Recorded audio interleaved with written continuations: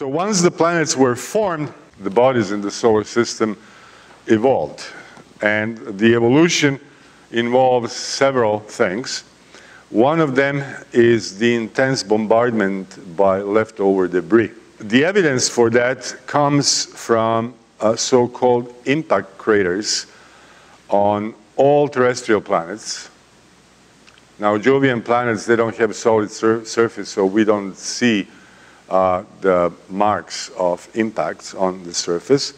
So here is a photo of a part of the surface of Mercury where you can see numerous impact craters. Here is the scale, right? This line here is 250 kilometers long, so you can see that the sizes of these craters vary from quite small to large ones. Here is the close-up of 3 impact craters on Mercury, and I want you to note that these have this central peak in the middle of the crater. We have pretty good understanding of how impact craters form. You have a body, say, meteorite, impinging on the surface of a planet or a satellite. It comes with incredible speed relative to the object.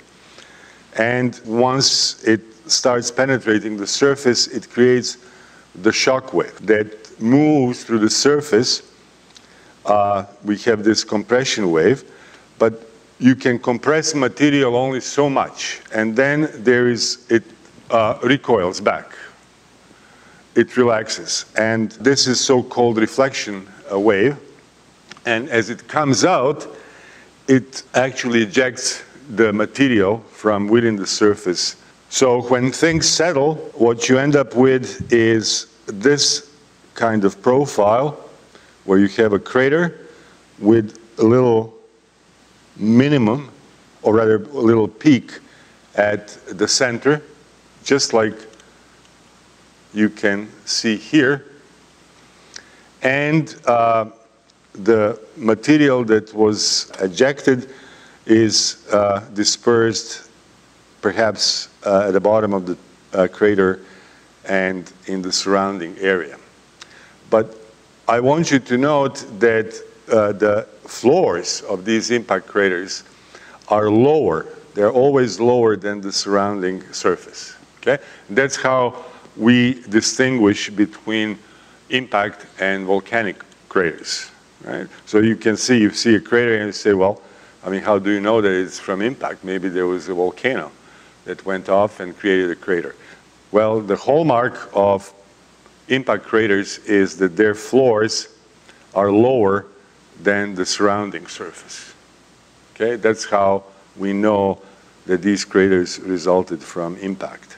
Also on Venus, we observe impact craters. Here is a Fosse crater. And on Earth, there are many. I've just sampled the 3 that I like a lot.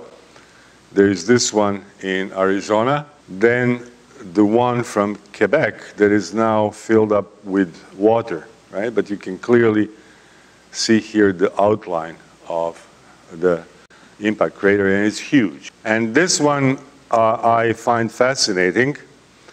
It is actually an underground crater at Yucatan Peninsula in Mexico, near the place called Chicxulub. And basically what was done here is based on the varying density of material under the surface. Geologists could actually profile the shape underneath the surface based on how the force of gravity is affected by varying density of the material. So they were able to do this, and actually this particular crater resulted from the asteroid that struck the Earth some 60 million years ago and was responsible for extinction of many species, including the dinosaurs. Okay? So we have many examples of impact craters on Earth. Here is one on Mars. Again, you can see the central maximum. Again, the floor is lower than the surrounding surface. And these are the impact craters on the moon. It's actually the far side of the moon, or the dark side, the one that is always pointing away from us, right? The tidal force has locked a moon into so-called synchronous revolution, so that it always points one side towards the Earth. We see only one side, not the other side. And that other side is actually much more heavily cratered than the near side, the one that is closer to us. Then here are the two satellites of Mars, Phobos and Deimos. And you can see that both of those satellites also have impact craters. One of the Galilean satellites of Jupiter, one of the large ones, has, as you can see here, many, many impact craters. And you can see impact craters on smaller moons of Jupiter.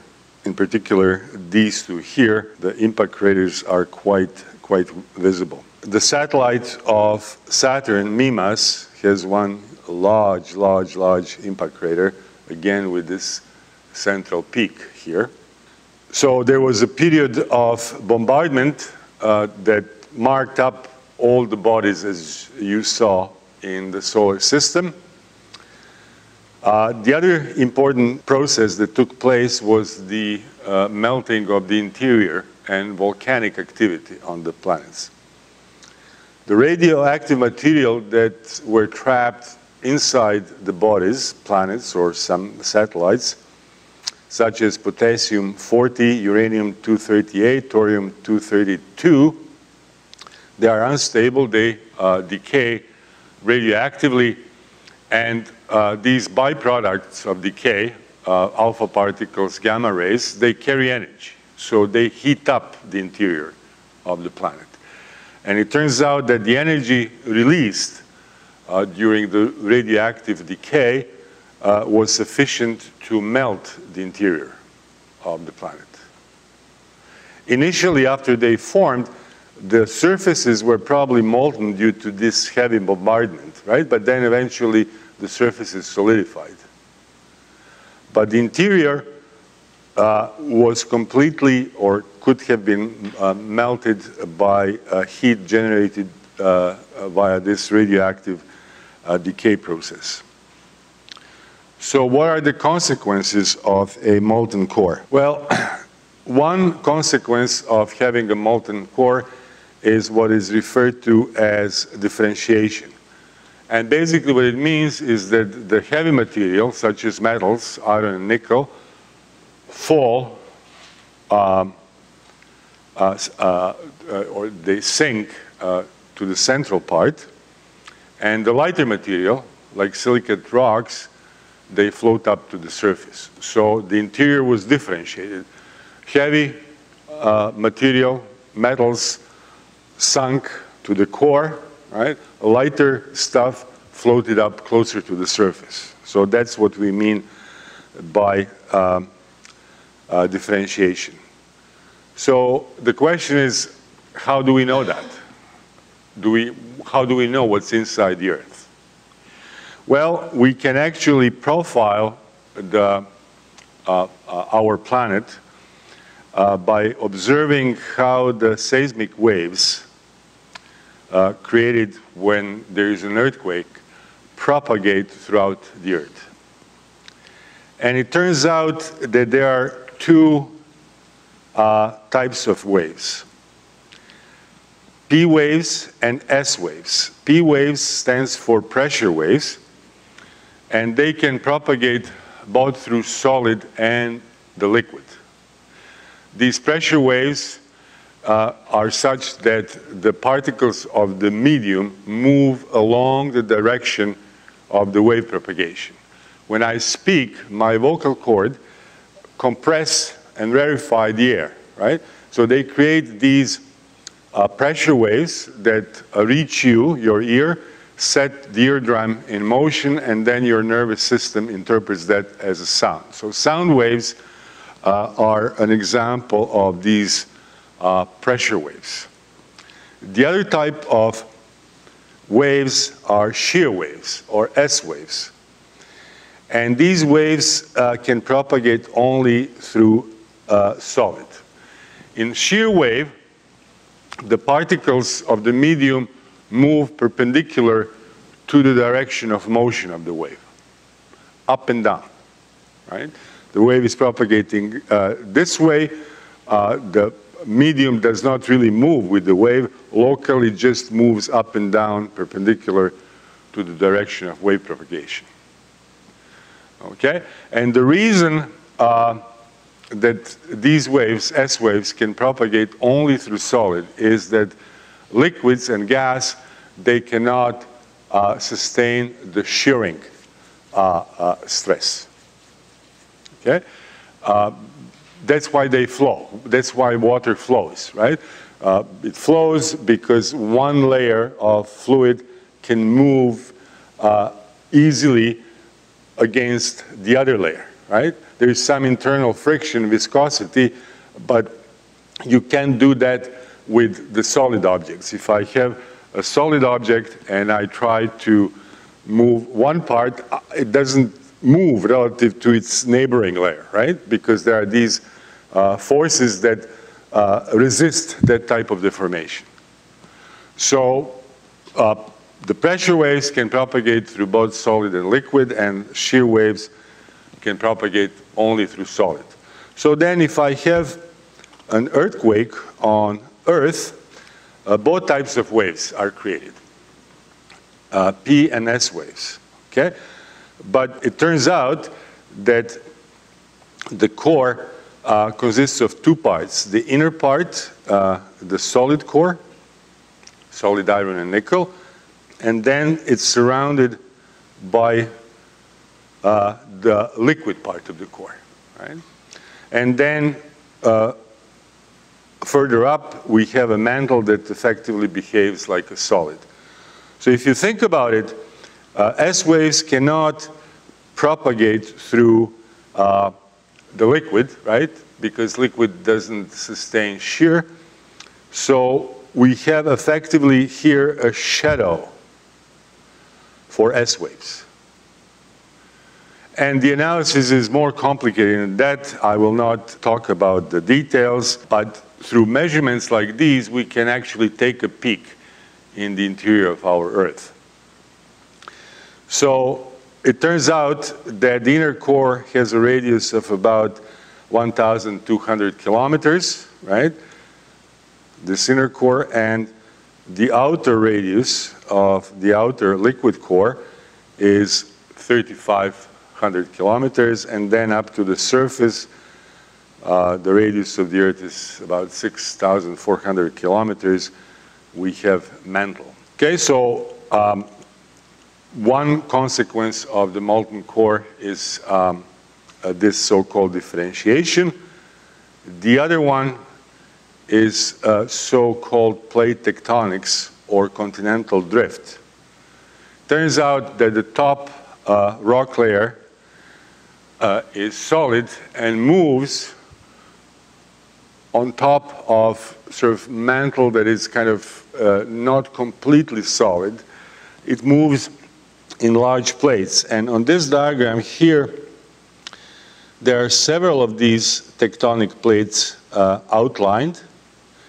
And the arrows represent the direction in which they are currently moving.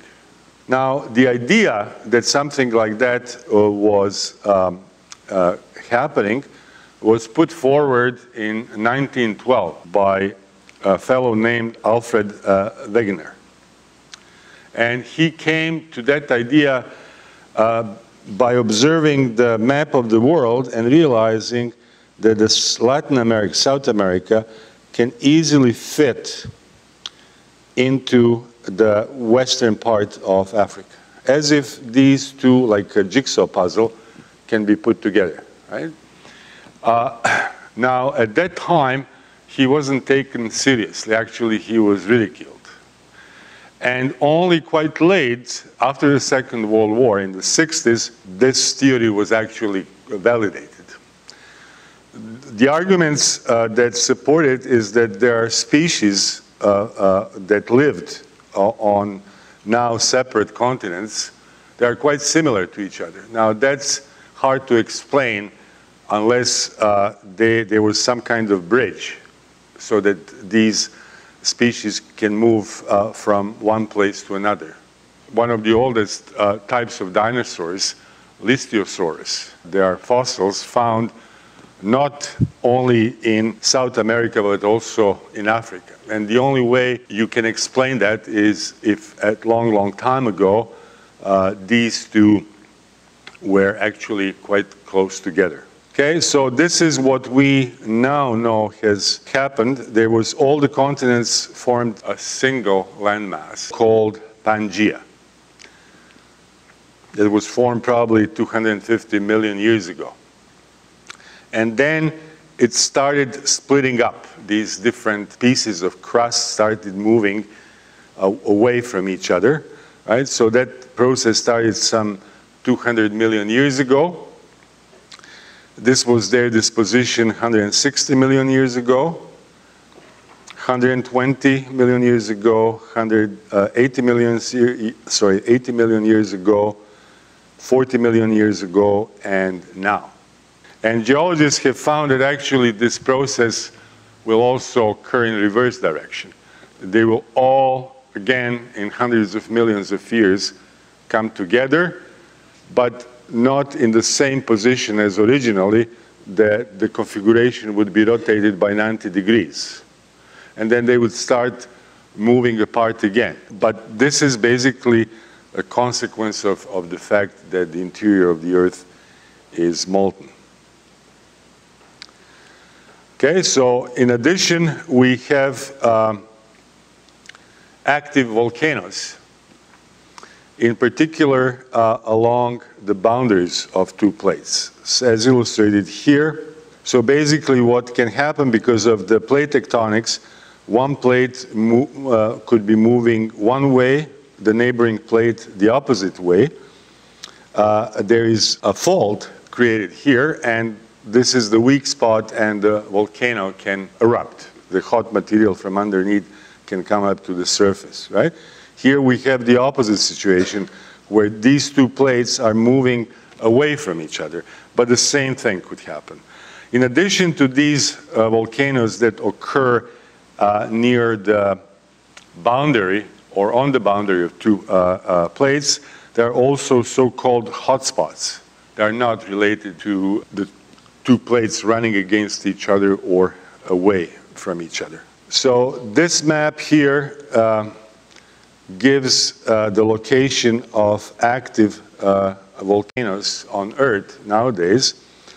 They're denoted by red dots, and you can see that indeed they are located at the boundaries of different tectonic plates. Right? There's this so-called ring of fire. This is quite spectacular volcanic crater on Earth. You see there is a blue lake filling up the crater. Unlike impact craters, the volcanic craters have their floors higher than the surrounding surface. Okay? So that's the main difference between how you can recognize whether it's an impact crater or a volcanic crater. Mars has an absolutely enormous dead volcano, so-called Olympus Mons.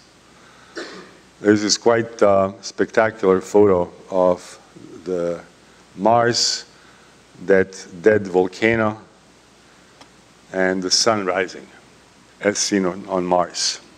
Small bodies, such as our Moon, planet Mercury, and Mars, recall that the masses of Mercury and Mars and radii are quite a bit smaller compared to the Earth.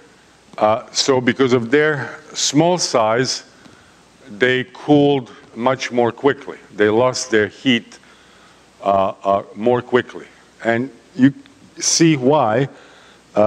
Basically, small bodies have a higher surface to volume ratio, right? Surface of a body scales as its linear size squared. Say if I have a cube, right, then there are 6 sides. Each side is a square of the cube's edge, so I get 6 times the linear size squared. So roughly it scales with the square of the linear size. The volume, on the other hand, scales with the cube of the linear size. The volume of the cube is the edge cubed, right? So that the ratio of surface over volume scales as 1 over the linear size. So the smaller the linear size, the larger the ratio of surface to the volume. And as a result, bodies that have smaller size can lose the internal heat more quickly. And you know that from your previous experience. If you say you bake in microwave oven, you bake a potato for supper, right? And you're hungry, you're starving, you want to eat right away. What you do, you chop up the potato, right? Because now you have many pieces that are smaller in size, and each piece has a larger surface to volume ratio, and as a result, smaller pieces will lose heat faster, and you can start eating sooner. Venus actually has more volcanoes than any other terrestrial planet. There are over 1,600 major volcanoes, and more if you count the smaller ones, but we don't know whether some of them are still active. It's likely because it's a large body, and it's quite likely that it still has a molten interior.